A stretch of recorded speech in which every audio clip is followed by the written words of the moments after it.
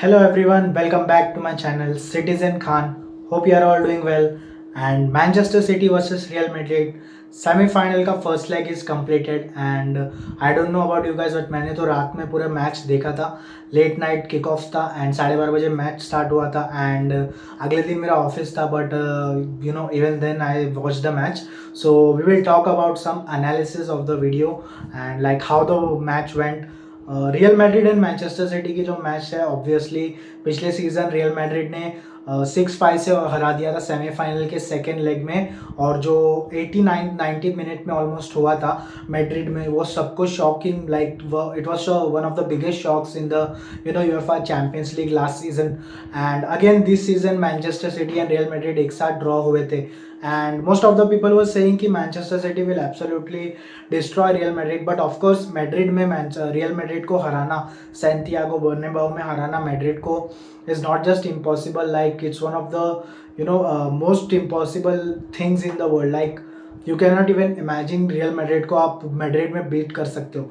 सो Manchester city के लिए यही बेस्ट रिजल्ट था कि जो 1-1 ड्रॉ हुआ है मैन सिटी का वो मैन सिटी के लिए आई थिंक बेस्ट था. As a Manchester City fan as a citizen I am speaking कि 1-1 draw is the best result on the given night because जिस तरह से रियल मैड्रिड खेल रही थी फर्स्ट हाफ मैन सिटी ने थोड़ा डोमिनेट किया था, बहुत अच्छा खेली थी एंड बहुत सारे चांसेस भी थे बट अगेन वही प्रॉब्लम हुई थी जो अगेंस्ट लीड्स हुई थी प्रीमियर लीग में जो उसकी मैच थी मैन सिटी की पहले.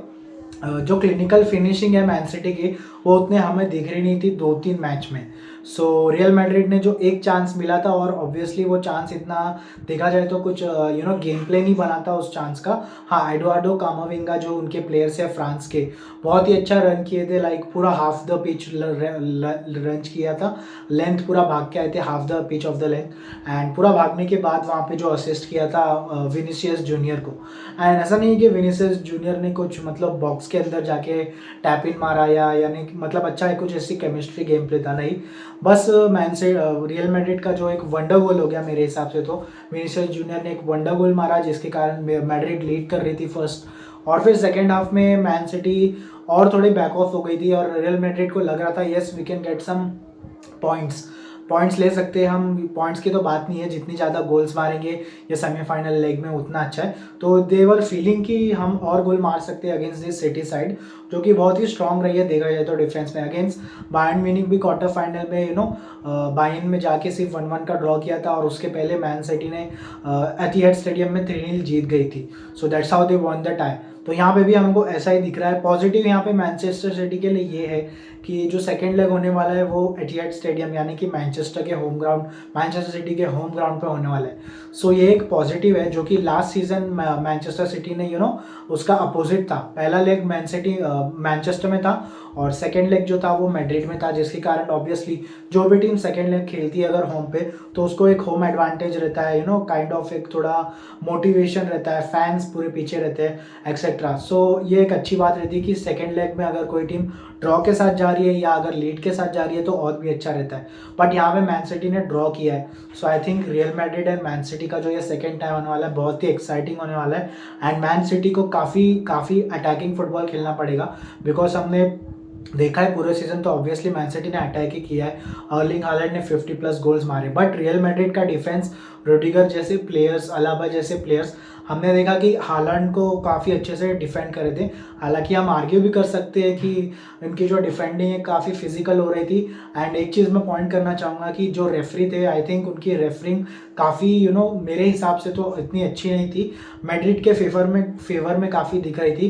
कार्वाहाल जो मैड्रिड के प्लेयर है, डिफेंडर है, उनकी भी जो देखा जाए तो जैक ग्रिलिश के ऊपर फर्स्ट हाफ में ही अकेले 5-6 फाउल्स मार दिए थे और 2-3 तो ऐसे फाउल थे जो एक येलो कार्ड वर्दी फाउल थे आराम से. बट उसके बावजूद मैड्रिड के प्लेयर्स को कोई येलो कार्ड दिखाया नहीं. येलो कार्ड दिखाया भी फाइनली तो किसको दिखाया, टोनी क्रूस को दिखाया जो कि एक वो भी एक येलो कार्ड वर्दी ही फाउल था बट उनका फर्स्ट फाउल था. सो यहाँ पे रेफरी थोड़ा इनकन्सिस्टेंट थे अगेंस्ट सिटी के फेवर में ज़्यादा डिसीजंस गए नहीं. और बहुत मैड्रिड के फैंस ये क्लेम कर रहे हैं कि बॉल जो है सबसे बड़ी कंट्रोवर्सी ये है कि बॉल जो है वो लाइन क्रॉस कर चुका था एंड सिटी का गोल ये स्टैंड नहीं होना चाहिए था. बट यहाँ पे रूल्स में यूएफए ने क्लैरिफाई कर दिया है कि जो बॉल जब क्रॉस हुआ था उसके पहले जो कामाविंगा थे उनकी एक मिस्टेक के वजह से बॉल मैन सिटी के पास चले गया था, तो जो प्ले जो है वो पूरा रीसेट हो गया था रूल्स के अकॉर्डिंग। सो यहाँ पे ज़रूरी नहीं था कि बॉल गया या नहीं गया बाहर चेक करने के लिए, और ऐसे कोई रूल भी है नहीं कि ये चेक करना है कि नहीं करना है। जो गेम तो रीसेट हो गया था कामाविंगा के पास के वजह से। सो ये गोल इसलिए स्टैंड होता है, यूएफए ने ये क्लैरिफाई कर दिया। और अगर ऐसे कुछ होता भी, अगर वीआर पे जाता भी, तो यूएफए के पास ऐसी कोई टेक्नोलॉजी नहीं है जो कि साइड लाइन को अभी देखती है। गोल लाइन क्लियरेंस है एंड गोल गया कि नहीं गया वो वीआर हम देख सकते हैं, उसकी गोल लाइन टेक्नोलॉजी है। बट जो साइड लाइन्स पे होती है ऑफ साइड की, जहाँ पे रेफरीज होते हैं हमारे, वहाँ पे कोई ऐसी टेक्नोलॉजी नहीं है।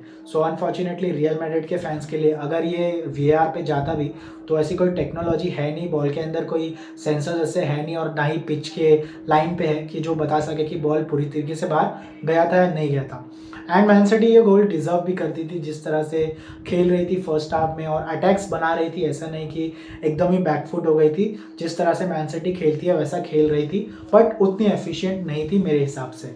सो सेकेंड लेग कितना एक्साइटिंग होने वाला है ऑब्वियसली हमको पता चल जाएगा, जो कि एक वीक में ऑलमोस्ट मैच है। सो लेट्स सी उस टाइम पे क्या होता है। Indian women's football once again is on the rise and finally हमें देखने मिल रहा है काफ़ी सारी अच्छी चीज़ें इंडियन वुमेन्स लीग में हो रही है, इंडियन वुमेन्स फुटबॉल सीन में हो रही है। First of all women's league जो अभी स्टार्ट हो गई है एंड करेंटली चल रही है ऑब्वियसली साइड बाय साइड, तो वो तो बहुत अच्छा ही है वुमेन्स फुटबॉल के लिए। एंड दूसरी थिंग, एक रिसेंटली न्यूज़ आई है अभी रिसेंटली कि हमारे जो इंडियन इंटरनेशनल प्लेयर है मनीषा कल्याण, जो कि साइप्रस की लीग में खेलते थे, साइप्रस की जो लीग है वहाँ की डोमेस्टिक लीग, वहाँ पे खेल रही थी साइप्रस की टीम के लिए।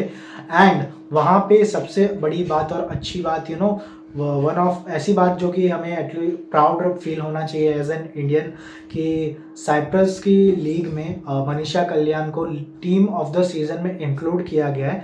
नॉट ओनली दैट, साइप्रस की लीग में 16 गेम्स में उन्होंने 6 गोल्स भी मारे हैं। And maybe I am wrong about this, इसके करेक्ट स्टेटिस्टिक्स रफली मुझे आइडिया है थोड़ा सा, बट 6-7 गोल मारे हैं एंड उस टीम ऑफ द सीज़न में उनका नाम आ गया है। प्लस इसके अलावा साइप्रस की जो लीग है वो जीती है एंड साइप्रस का जो लीग कप है वो जीता है। सो या वुमेन्स फुटबॉल के लिए, इंडियन वुमेन्स फुटबॉल के लिए बहुत ही अच्छी बात है। And gradually we have seen over the years guys की बहुत सारे इंडियन वुमेन्स फुटबॉलर्स हैं जो कि यूरोप में जाके खेल रहे हैं। इसके पहले हमने देखा कि इंग्लिश प्रीमियर लीग में टॉटनम और वेस्ट हैम के लिए भी हमारे प्लेयर्स खेल रहे थे। आई थिंक वो अदिति चौहान थे goalkeeper, if I am not wrong, और दूसरे भी प्लेयर्स हैं जो कि ऐसी छोटी मोटी लीग नहीं, थर्ड फोर्थ फिफ्थ लीग में नहीं, कोई भी यूरोप कंट्री के नहीं, फर्स्ट लीग में खेल रहे हैं एंड टॉप लीग्स में खेल रहे हैं। सो बहुत ही अच्छी बात है वुमेन्स फुटबॉल के लिए। एंड इसके अलावा यूएफए चैम्पियंस लीग जो वुमेन्स की होती है, मनीषा कल्याण फर्स्ट वुमेन भी बन गई थी Indian women ever to play in the Champions League. Women तो नहीं, मेरे हिसाब से मेंस में भी अभी तक कोई इंडियन मेंस प्लेयर ने चैम्पियंस लीग में तो खेला नहीं है, तो आई थिंक फर्स्ट इंडियन बन गई, वुमेन्स नहीं बोलना चाहिए हमें, first Indian to play in the UEFA Champions League in Europe. So that is one of the good or positives in Indian football happening. So we all should feel proud and Indian football obviously यहाँ से ऊपर ही जाने वाला है। Women's league बहुत अच्छे से चल रही है, बस थोड़ा सा इशू यहाँ पे हमको ये देखने मिला है कि जो टाइमिंग्स हैं मैचेस के वो थोड़े प्रॉब्लमेटिक है, लाइक गर्मी का सीज़न है एंड ऑब्वियसली इंडिया में बहुत ज़्यादा गर्मी होती है इस टाइम पे, और गेम्स ऐसे में अगर 4:30, 3, 4, 5 बजे आप खेल रहे हो तो प्लेयर्स के ऊपर बहुत वो हो जाता है, लाइक बहुत हार्ड है, टफ है, it's to play in the sun, direct sun होता है एंड बहुत ज़्यादा गर्म होता है। सो एनीवेज वुमेन्स लीग तो चल रही है, एटलीस्ट स्टार्ट तो हुआ है कुछ, वरना तो वुमेन्स लीग पिछले 3-4 साल से बंद ही थी। सो एनीवेज एक स्टार्ट तो अच्छा हुआ है and Manisha Kalyan obviously we are feeling proud of you. So yeah that is a great thing in women's football. So that was it for this video. Real Madrid and Man City की match next week होने वाली है and I am sure आप सब excited है, मैं भी excited हूँ, ऑब्वियसली मैन सिटी फैन। सो या वी होप कि ये सीज़न मैन सिटी एटलीस्ट जीत जाती है। पिछले 3-4 सीज़न से हम यही सुन रहे हैं कि man city is the favourite, man city is the favourite, but final तक रियल मैड्रिड बीच में आ जाती है या तो पेप गार्डियोला फाइनल में जाके ओवरथिंक कर देते हैं। So anyways whatever the reason, we hope this season Manchester City wins. And if अगर आपको वीडियो अच्छा लगा so please subscribe to my channel. My goal is to reach 10,000 subscribers by the end of the 2023 December तक मेरा गोल है 10,000 subscribers. वो तो ऐसे लग रहा नहीं होने वाला है, बिकॉज इतनी पेस से मेरी सब्सक्राइबर्स बढ़ नहीं रहे। ऑब्वियसली वीडियो की क्वालिटी इतनी अच्छी है नहीं, because everything I am doing is on my mobile guys. So जैसे जैसे सब्सक्राइबर्स बढ़ेंगे obviously I will improve my editing skills as well, and उसके रिसोर्सेज आएंगे। मैं कंप्यूटर लूँगा, गेमिंग पीसी ऑब्वियसली, वो भी एक वीडियो आने वाला है। So if you want to follow along the journey, please subscribe to my channel and keep supporting Indian football. Let's go blues.